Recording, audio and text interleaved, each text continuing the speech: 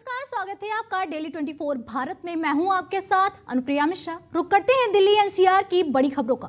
बता दें, अर्जेंटीना के स्टार फुटबॉलर लियोनेल मेसी आज दिल्ली पहुंचे, जहां Messi Arun Jaitley international stadium में आयोजित होने वाले प्रदर्शनी फुटबॉल मैच में हिस्सा लेंगे। इस हाई प्रोफाइल इवेंट को देखते हुए दिल्ली पुलिस ने सुरक्षा के कड़े इंतजाम किए हैं। कोलकाता में हुए कार्यक्रम के दौरान हंगामे को ध्यान में रखते हुए दिल्ली पुलिस पूरी तरह अलर्ट पर है। स्टेडियम और उसके आसपास 3 लेयर सिक्योरिटी तैनात की गई। करीब 3000 सुरक्षाकर्मी सीसीटीवी कैमरे और ड्रोन कैमरों के जरिए पूरे कार्यक्रम की निगरानी की गई।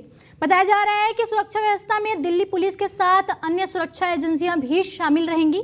मेसी के बड़ी संख्या में फैंस के स्टेडियम पहुंचने की संभावना को देखते हुए यातायात पुलिस ने एडवाइजरी जारी की है।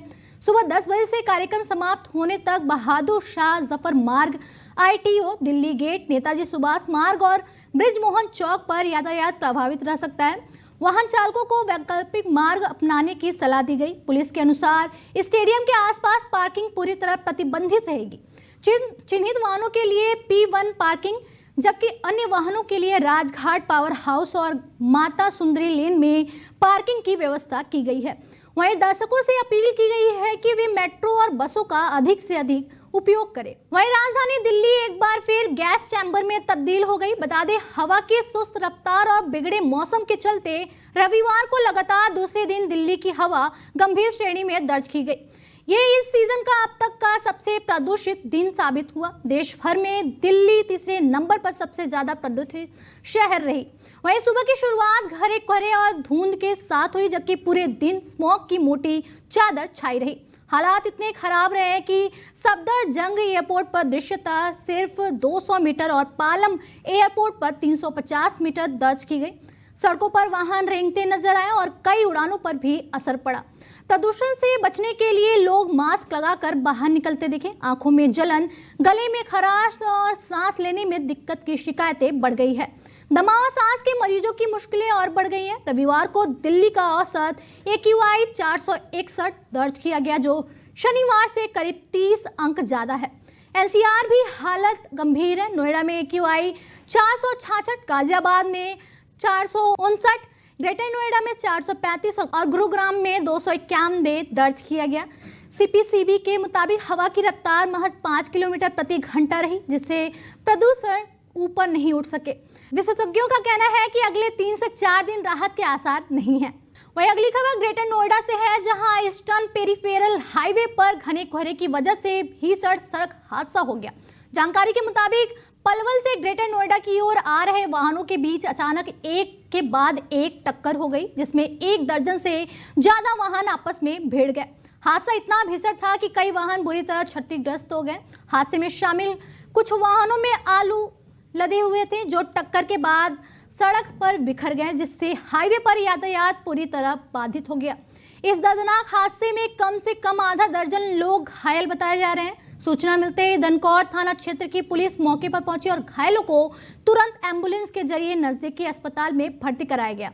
पुलिस ने क्षतिग्रस्त वाहनों को हटवाकर यातायात को धीरे धीरे सुचारू करवाने की कोशिश शुरू कर दी है। प्राथमिक जांच में हादसे की वजह घटना कोहरा और बेहद कम दृश्यता बताई जा रही है। पुलिस ने वाहन चालकों से अपील की है कि कोहरे के दौरान धीमी रफ्तार और सुरक्षित दूरी बनाए रखें। फिलहाल मौके पर राहत और बचाव कार्य जारी है और पुलिस पूरे मामले की जांच कर रही है। वहीं मुजफ्फरनगर से बड़ी खबर सामने आ रही है, जहां नगर पालिका की कार्यशैली पर गंभीर सवाल खड़े हो गए हैं। शहर में भ्रष्टाचार के आरोप एक बार फिर सुर्खियों में है। वार्ड नंबर 15 एकता विहार कॉलोनी के गेट पर हाल ही में बनाई गई एक पुलिया महज 10 दिनों में ही गड्ढे में तब्दील हो गई। स्थानीय लोगों का आरोप है कि पुलिया के निर्माण में घटिया सामग्री का इस्तेमाल किया गया, जिसकी वजह से इतनी जल्दी यह जर्जर हो गई। इतना ही नहीं, आरोप ये भी है कि गंदा कूड़ा कचरा और नाले से निकलने वाले चौड़ा पुलिया के अंदर ही दबा दिया गया, जिससे इसकी मजबूती और कम हो गई। पुलिया में बने गड्ढों के कारण आए दिन वाहन चालकों के साथ हादसे हो रहे हैं, जिससे लोगों में डर और आक्रोश दोनों बढ़ता जा रहा। कॉलोनी वासियों ने इस मामले को लेकर नगर पालिका के खिलाफ नाराजगी जताई और जिम्मेदार अधिकारियों पर कार्रवाई की मांग की है। लोगों का कहना है कि अगर समय रहते मरम्मत नहीं और जांच नहीं हुई तो कोई बड़ा हादसा हो सकता है। फिलहाल मामला मुजफ्फरनगर के वार्ड 15 एकता विहार कॉलोनी गेट का है, जहां विकास कार्यों की गुणवत्ता पर सवालिया निशान लग चुके हैं।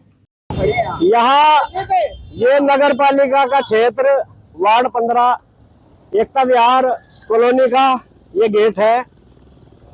इसमें नगर पालिका द्वारा ये दिखाओ पत्रकार महोदय, ये जनता का पैसा, सरकार का पैसा जो लगा, इसे लगे हुए को लगभग अभी 3-4 दिन भी नहीं हुए, 10 दिन के करीब हो गए।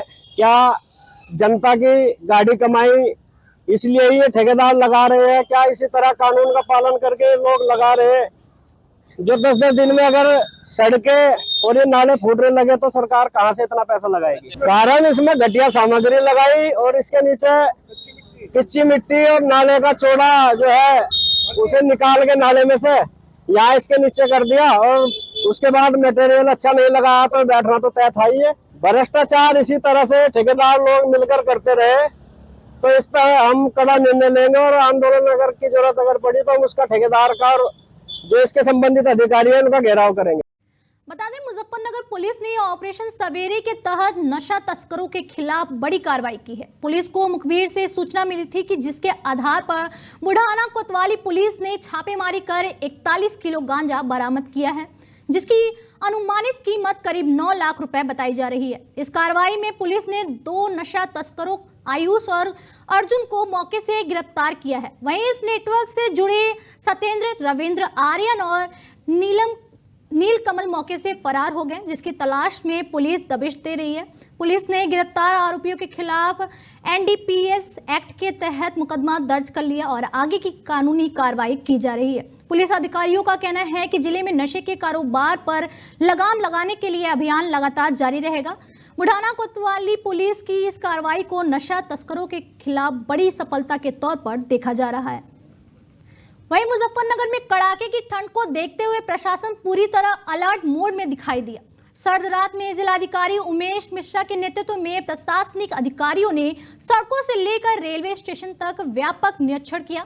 योगी सरकार के स्पष्ट निर्देश हैं कि कोई भी व्यक्ति खुले आसमान के नीचे सड़क किनारे सोता हुआ ना मिले। इसी के तहत जिलाधिकारी उमेश मिश्रा और एडीएम वित्त एवं राजस्व गजेंद्र सिंह नगर पालिका की टीम के साथ देर रात सड़कों पर निकले। निरीक्षण के दौरान जो भी व्यक्ति सड़क किनारे सोता हुआ मिला उसे तुरंत रैन बसेरों में पहुंचाया गया। अधिकारियों ने रैन बसेरों का निरीक्षण भी किया और वहां मौजूद केयर टेकरों को सख्त निर्देश दिए कि किसी भी व्यक्ति से पैसे न लिए जाएं और सभी को निःशुल्क सुविधा उपलब्ध कराई जाए। इसके अलावा प्रशासनिक अधिकारियों ने रेलवे स्टेशन का भी निरीक्षण किया। स्टेशन पर सो रहे यात्रियों से रैन बसेरों में जाकर ठहरने की अपील की गई। साथ ही रेलवे अधिकारियों को निर्देश दिए गए कि यात्रियों को बेंचों पर सोने न दिया जाए और उन्हें रैन बसेरों के प्रति जागरूक किया जाए। प्रशासन का साफ संदेश है कि ठंड में किसी भी जरूरतमंद को असहाय नहीं छोड़ा जाएगा और सभी को सुरक्षित आश्रय उपलब्ध कराया जाएगा। निरीक्षण का उद्देश्य यह है कि शीतलहर शुरू हो गई है और यदि कोई यात्री या अन्य कोई ऐसा व्यक्ति यदि बाहर निकला है तो उसको रात में विश्राम करने की समुचित व्यवस्था है और ये प्रयास किया गया है कि कोई किसी का सुविधा न होने पाए। और रेलवे स्टेशन है, बस स्टेशन है, वहाँ हम लोग लगातार प्रचार प्रसार भी कर रहे हैं कि कोई रात में आ जाता है तो यहाँ रुक सकता है, यहाँ सारी व्यवस्थाएं की गई।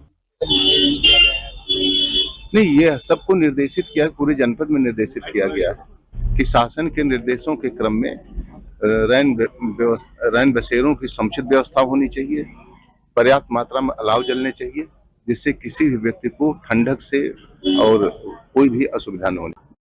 अगली खबर नोएडा से है। बता दें, नोएडा में भारतीय किसान परिषद के नेतृत्व में किसानों ने विशाल धरना प्रदर्शन किया। इस धरने में नोएडा के 81 गांव के किसान बड़ी संख्या में शामिल हुए। प्रदर्शन की वजह डूब क्षेत्र में बने मकानों को बिजली कनेक्शन न दिया जाना है। किसानों का आरोप है कि डूब क्षेत्र में वर्षों से लोग रह रहे हैं, लेकिन इसके बावजूद बिजली विभाग ने अब तक कनेक्शन नहीं दिए हैं। इसी मांग को लेकर किसानों ने सेक्टर 16 स्थित मुख्य अभियंता कार्यालय का घेराव किया और जमकर नारेबाजी की। धरना स्थल पर किसानों ने बिजली विभाग पर गंभीर आरोप लगाए और कहा कि बार बार शिकायत करने के बावजूद समस्या का समाधान नहीं किया जा रहा।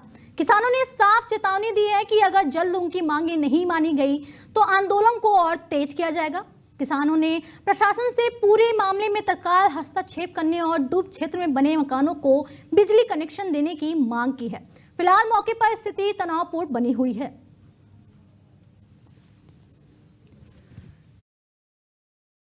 मानवता का मामला है। कुछ को ये हलवा खिला रहे हैं और कुछ को सूखी रोटी भी नहीं है। कुछ को बिजली दे रहे हैं बड़े बड़े महंगे दामों में। मैं कह सकता हूं सरकार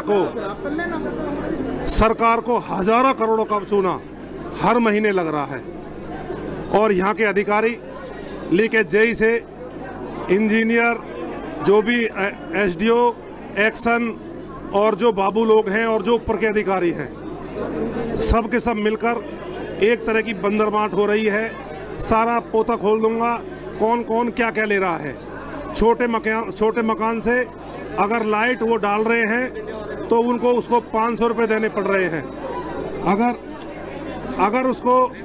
अगर उसके पास 2 मंजिला मकान है तो हर मंजिल के 1000 रुपये देने पड़ते हैं। अगर घर में एसी लगा है तो 4000 रुपये देने पड़ते हैं। भैया क्या हो रहा है? कैसे लूट मच रही है? कौन कहता है कि डूब क्षेत्र में ये कनेक्शन नहीं दे रहे?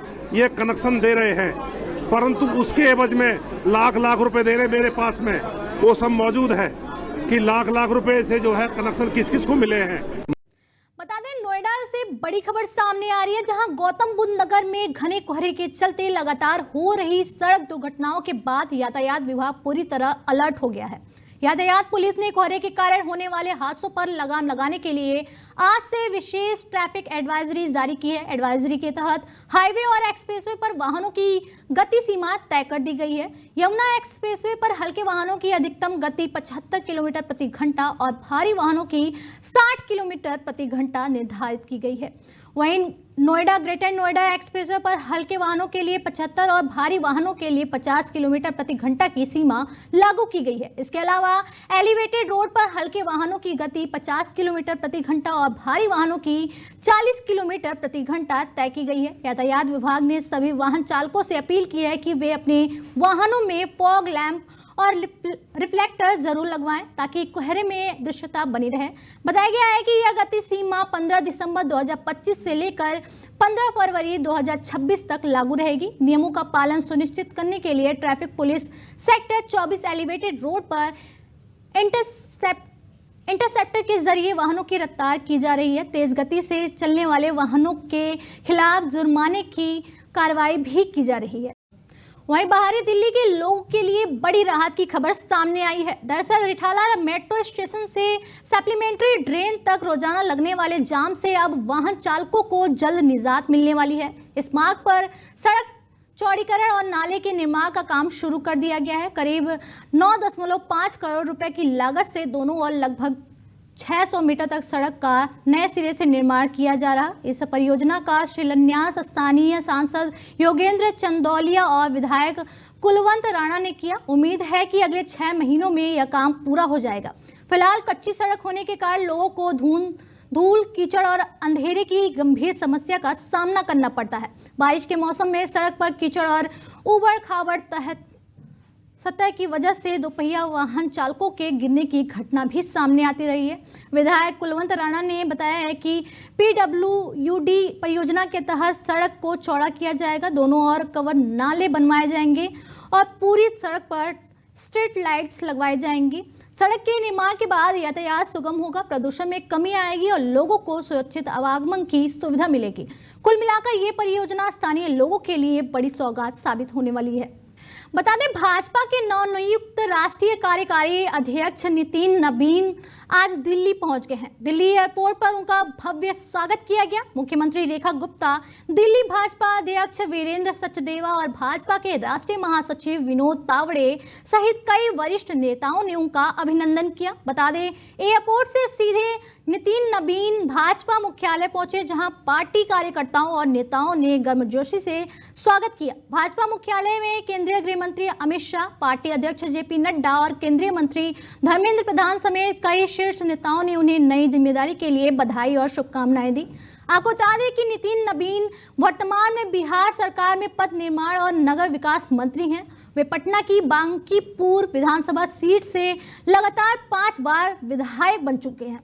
कार्य समाज से आने वाले नितिन नबीन बिहार मंत्रिमंडल में इस समाज के एकमात्र मंत्री हैं। नितिन नबीन के पिता नवीन किशोर प्रसाद सिन्हा भी भाजपा के वरिष्ठ नेता रहे हैं। पिता के निधन के बाद उन्होंने उनकी राजनीतिक विरासत को आगे बढ़ाया। महज 45 वर्ष की उम्र में भाजपा के राष्ट्रीय कार्यकारी अध्यक्ष बनने वाले नितिन नबीन पार्टी के सबसे युवा नेताओं में शामिल हो गए हैं। फिलहाल इस बुलेटिन में मेरे साथ इतना ही। दीजिए इजाजत, नमस्कार।